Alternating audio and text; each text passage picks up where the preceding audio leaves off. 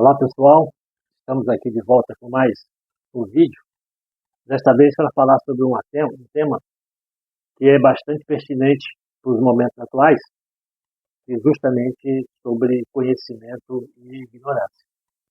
Nesses tempos que nós temos observado, muitas pessoas falando aí com bastante autoridade sobre temas que desconhecem, nitidamente a gente observa que a pessoa não domina o assunto, mas ela fala como se tivesse propriedade, desqualificando até mesmo aqueles que os têm, pois fala com ar de doutor, justamente para impressionar aqueles que não têm a noção do que seja conhecimento e ignorância. E nós estamos aqui justamente para falar sobre esse tema, para que nós possamos ter um básico, para que possamos nos direcionar para compreendermos, quando ouvirmos determinados temas, e como que a pessoa se propõe a falar sobre esse tema, a gente analisar aí qual o grau de profundidade e pertinência que ela está desenrolando, né, o tema através de sua fala.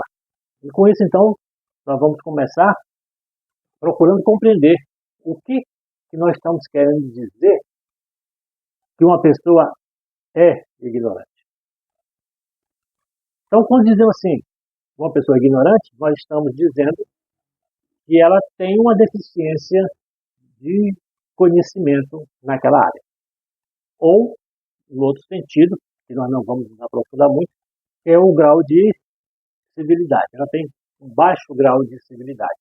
Não sabe se comportar socialmente. Então, ela tem um baixo grau de compreensão dessa civilidade. Mas, quando nos referimos ao grau do conhecimento, nós vamos ver logo de imediatamente que tem dois níveis. Tem aquele que não reconhece esses limites do conhecimento, ele não tem consciência da sua ignorância.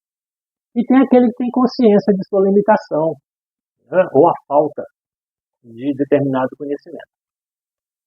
E a diferença entre esses dois níveis leva imediatamente a uma conclusão bem significativa.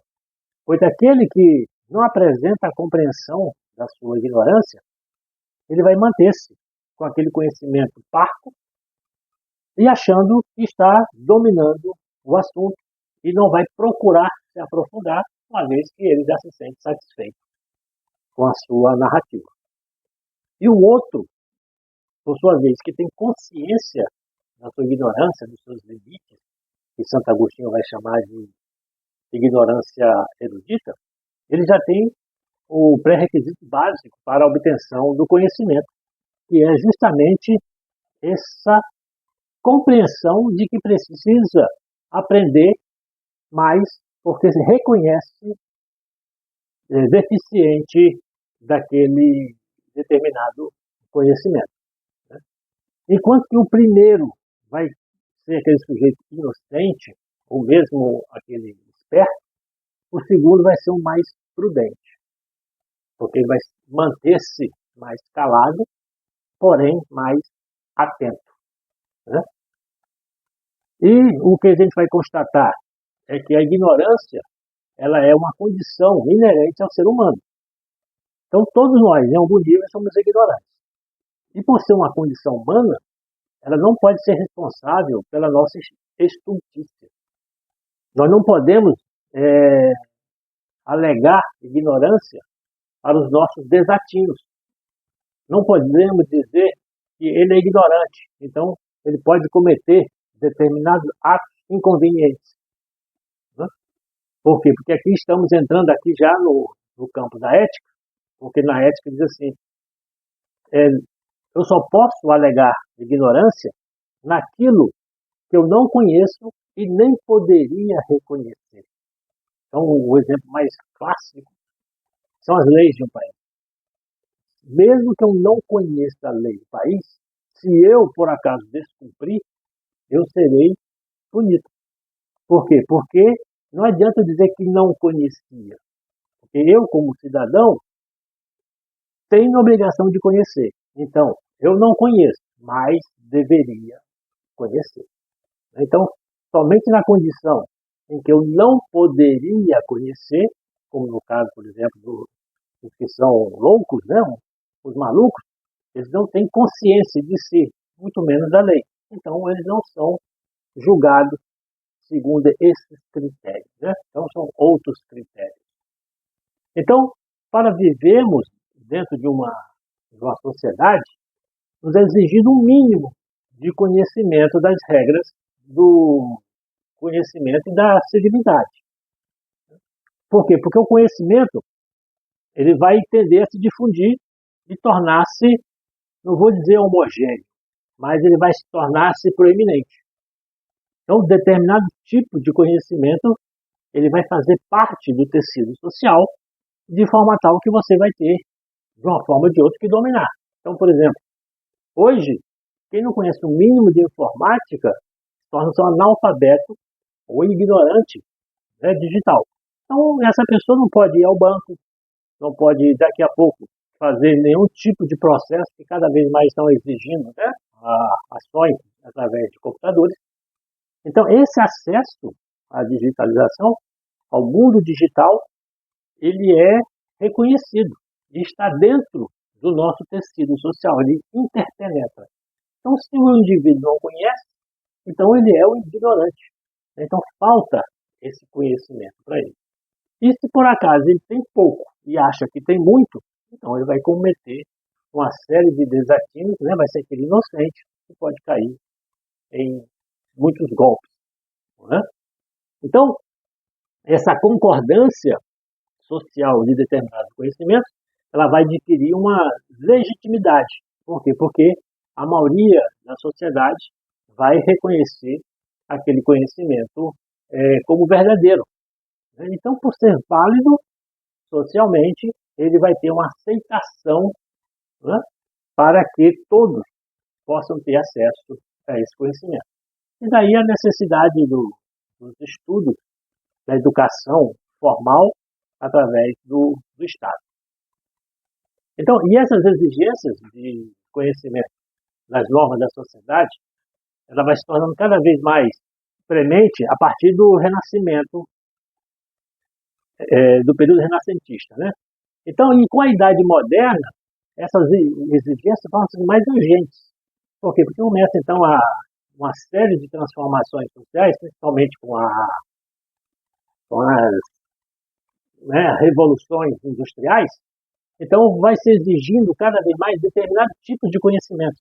E esse conhecimento, como vai sendo permeado, passado para a sociedade, os indivíduos, os cidadãos têm que conhecer aquele conhecimento para que a revolução industrial possa realmente acontecer. Seria o caso mais ou menos assim. Tem pessoas que não conseguem emprego porque não sabem lidar com determinado maquinário que existe numa determinada fábrica, empresa, ou que seja. Então, esse é um tipo de ignorância. E pouco a pouco, essa ignorância ela vai sendo aumentada se o indivíduo não tomar conta.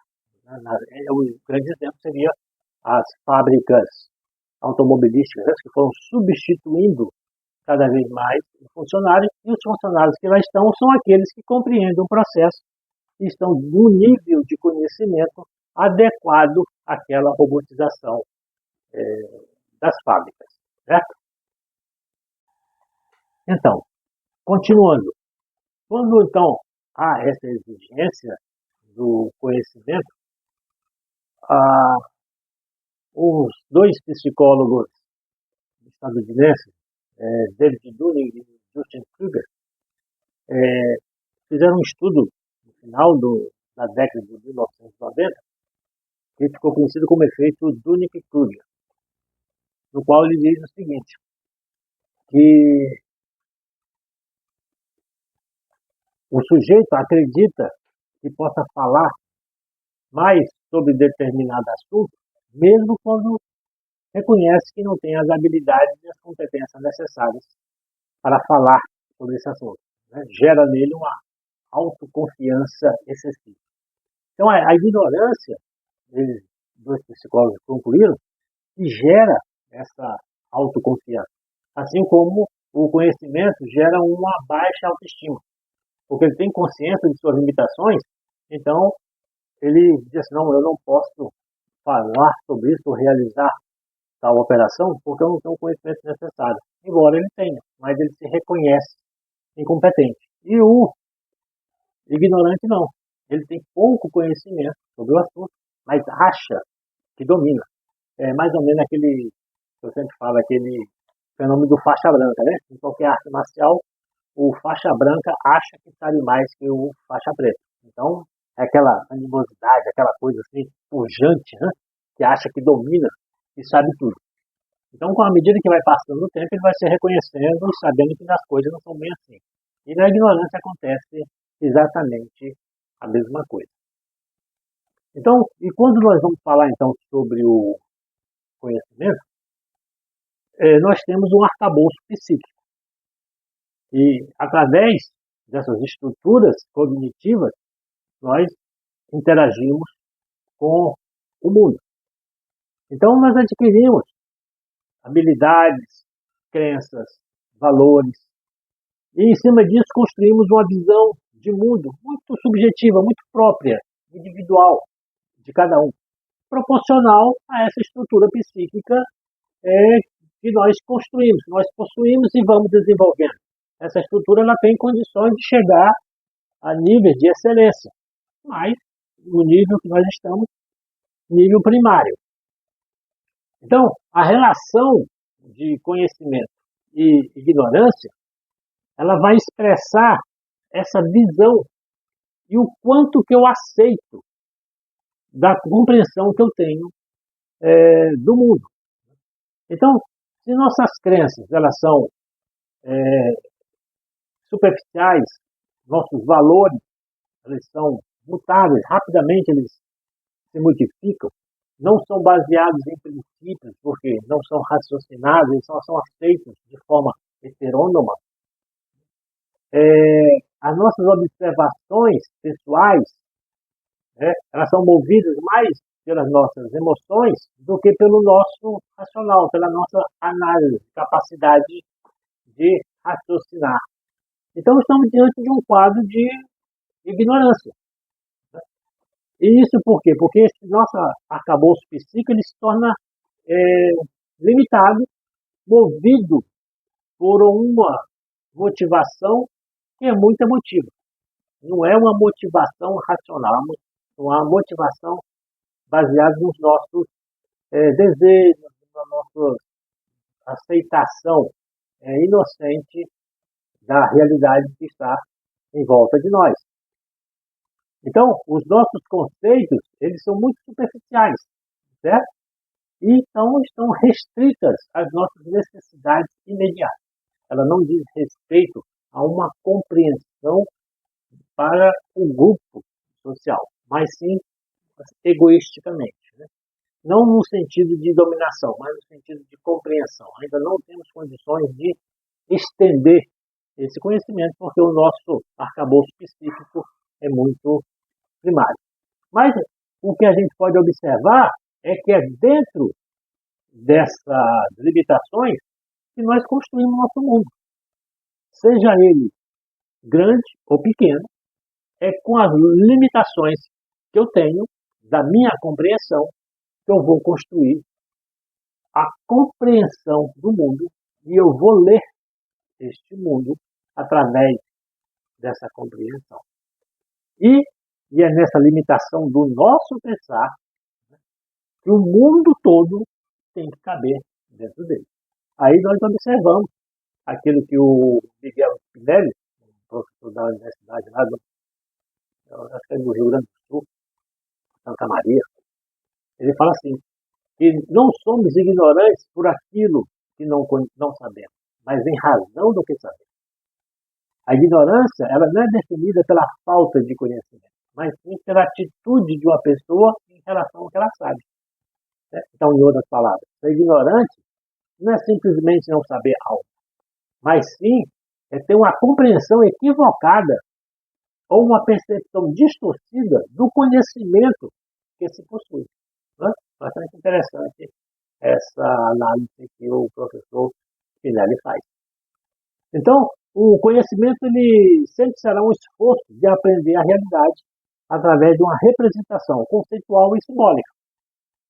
Isso nós conseguimos através da interação entre o sujeito que quer conhecer, o sujeito cognoscente, e o objeto a ser conhecido, que é o objeto cognoscível, aquele que está à nossa frente. E a nossa interação, né, entre eu que quero conhecer e o objeto a ser conhecido, ele vai gerar 4 tipos principais de formas de conhecimento. Tem outros, mas nós vamos nos ater a esses 4 tipos, né? Que sejam, né, quais são eles? É o conhecimento comum, ou empírico, o conhecimento religioso, o conhecimento filosófico e o conhecimento científico. E é dentro dessa relação conhecimento e ignorância, né, que nós apresentaremos, então, agora, essas principais formas de conhecimento, e nós vamos ter a oportunidade de observar, né, como que a relação ignorância e conhecimento ela vai se distendendo, né? Sai da ignorância e vai para o conhecimento. Então vamos começar aqui com o conhecimento empírico. É o conhecimento mais básico.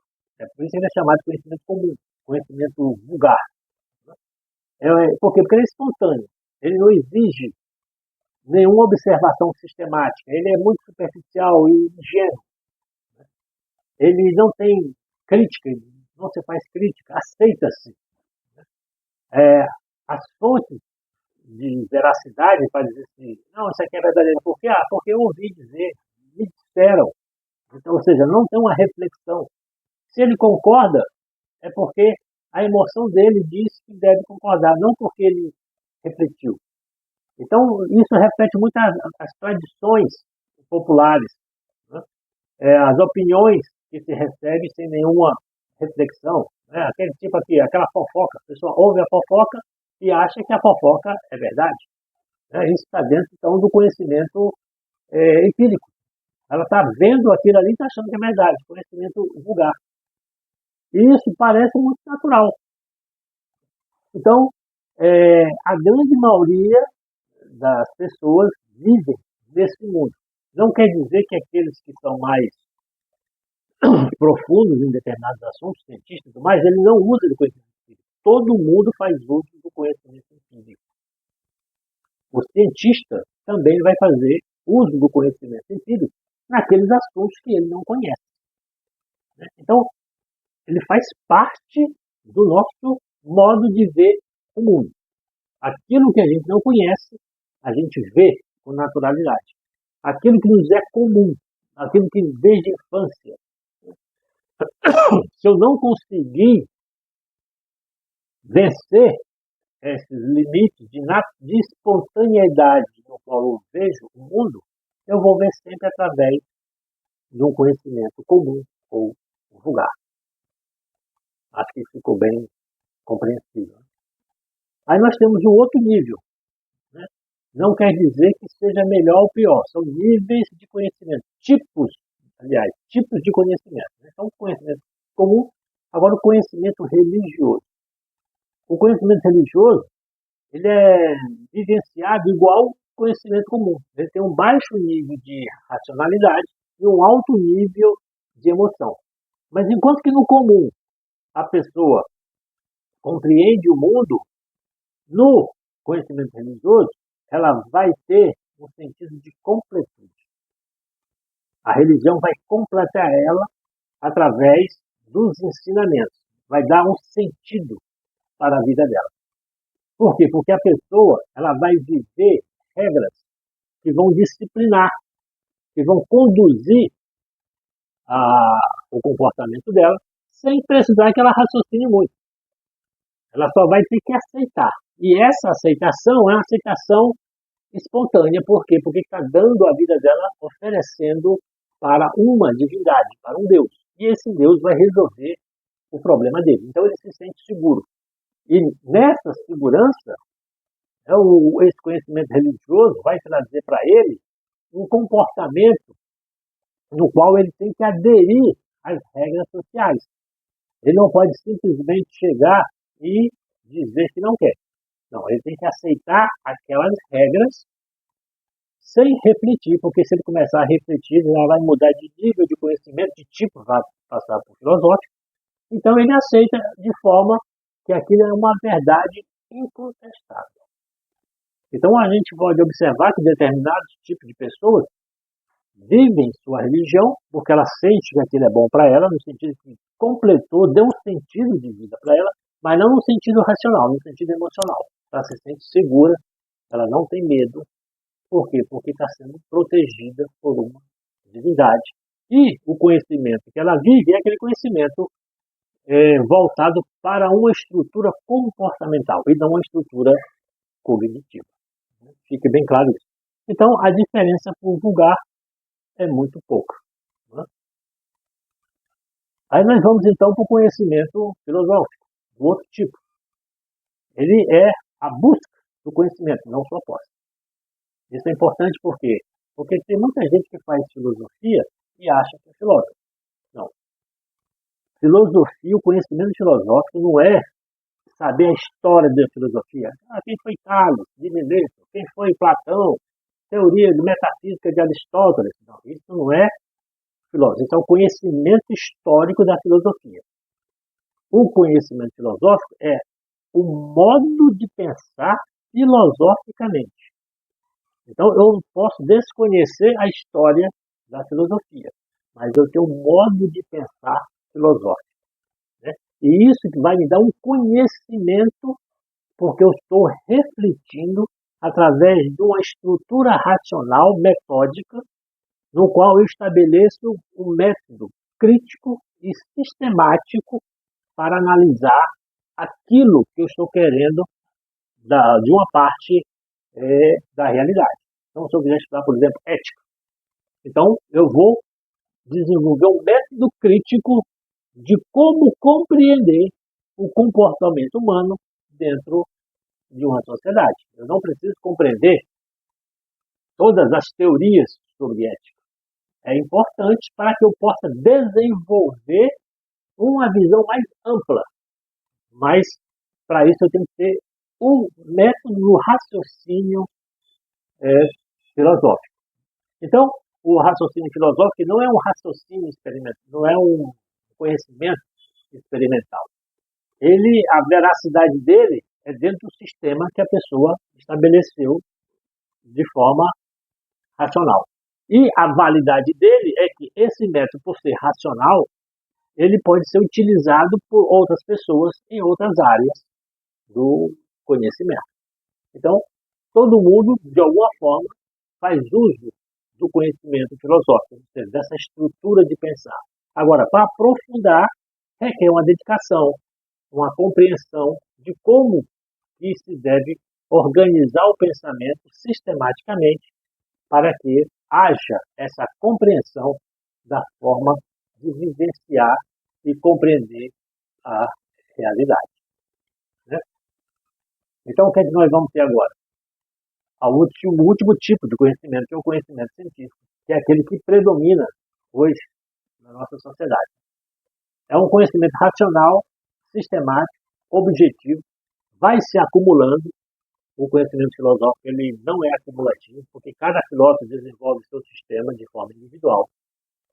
E o cientista não. O conhecimento científico ele é feito a partir da compreensão dos outros e vai dando a sua contribuição para aumentar esse conhecimento de forma coletiva. Né? Então, ele envolve experimentação e coleta de dados. Então, ele procura demonstrar, através de argumentação e uma verificação, como um determinado problema pode ser solucionado. Então, o conhecimento científico, como ele tem essa experimentação, ele não é infalível. Por quê? Porque um experimento pode muito bem anular todas aquelas hipóteses que foram construídas para explicar aquele fenômeno. E a experimentação diz que não é assim, então aquelas hipóteses são descartadas. Então, ele não é infalível e nem tem a pretensão de que, uma vez seja assertiva às suas hipóteses, aquele conhecimento seja infalível ad eterno. Não. Ele sabe que aquilo ali é algo temporário, válido em determinadas condições. Como a gente fala assim, a água ferve a 100 graus. Perfeitamente. Desde determinadas condições, ao nível do mar, a água ferve a 100 graus. Agora, se a gente estiver a 2.000 metros acima do nível do mar, a água não vai ferver a 100 graus. Então, nós temos que ter essa compreensão que o conhecimento científico tem validade dentro de determinadas variáveis. Então, aquele conjunto de variáveis é que vai determinar a validade do conhecimento científico. Então, esses são os assuntos que eu gostaria de trazer para vocês e que vocês fizessem uma avaliação para ver se realmente vocês concordam ou não. Então, muito obrigado. Então, até uma próxima.